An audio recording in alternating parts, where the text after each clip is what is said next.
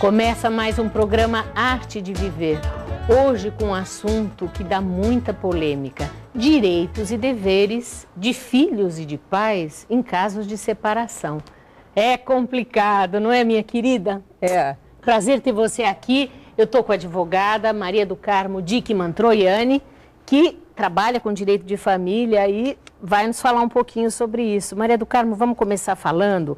Quando um casal se separa, o que se faz no tocante aos filhos? Que coisas podem ser decididas? Como é que as coisas ficam? Bom, Mônica, em primeiro lugar, eu queria agradecer o convite. É uma satisfação muito grande, uma honra estar mais uma vez aqui no seu programa. Com certeza, e eu fico feliz de você estar aqui. Muito obrigada. Quando o casal se separa, o que a gente tem que obrigatoriamente estabelecer no tocante aos filhos menores, e quando eu digo menores, são menores de 18 anos de idade, certo, é a questão referente à guarda, a questão referente às visitas e a questão referente aos alimentos. Esses pontos são essenciais. Claro que no tocante a filhos ainda menores de idade, mas que tenham 12, 14 anos ou mais, não é? Essa regulamentação de visitas não é rígida e normalmente se coloca que são exercidas sem restrições, a menos que depois haja algum problema envolvendo essas pessoas. Agora, quando a gente fala de guarda, né, guarda de filhos, geralmente essa guarda fica por conta da mãe.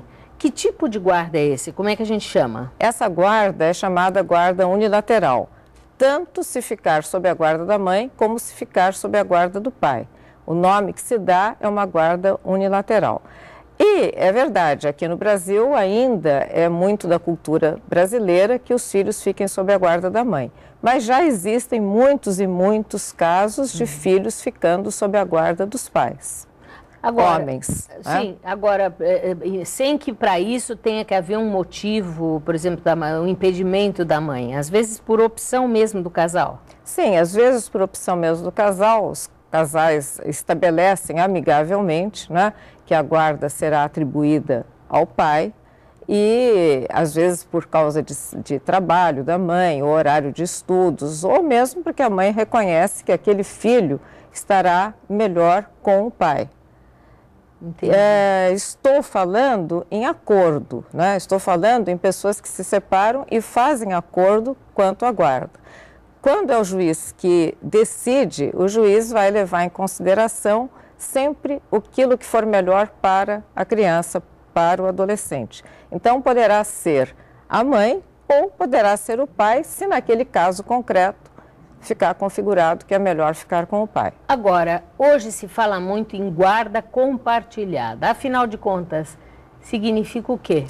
Então, a guarda compartilhada, ela partiu inclusive das ideias dos psicólogos, como você, sim, que é psicóloga, né?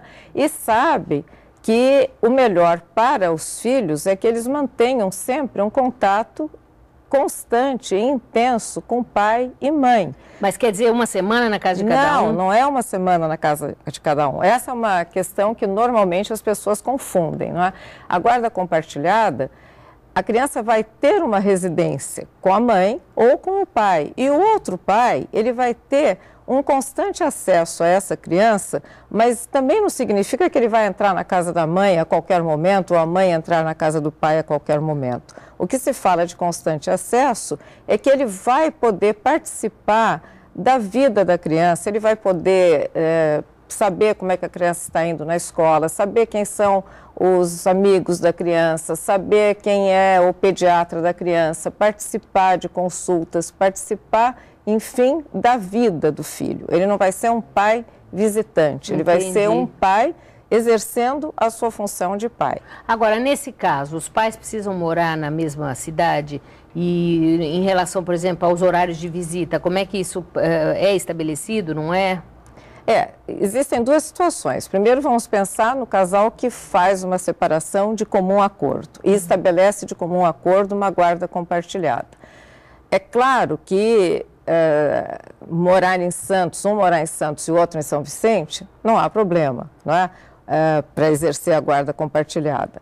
Agora, se for uma cidade distante, a ideia de guarda compartilhada já começa a ficar mais complicada. Mas aí, ainda que não se diga que é guarda compartilhada, deve-se estabelecer um constante horário de visitas, o mais próximo possível daquilo que se espera que o pai participe da vida da criança e, de qualquer forma, o pai tendo sempre acesso ao que diga respeito à criança. Tá, isso se morar em cidades diferentes, mas e na mesma cidade? Tem horário de visita ou o pai ou a mãe podem ter acesso a hora que eles quiserem?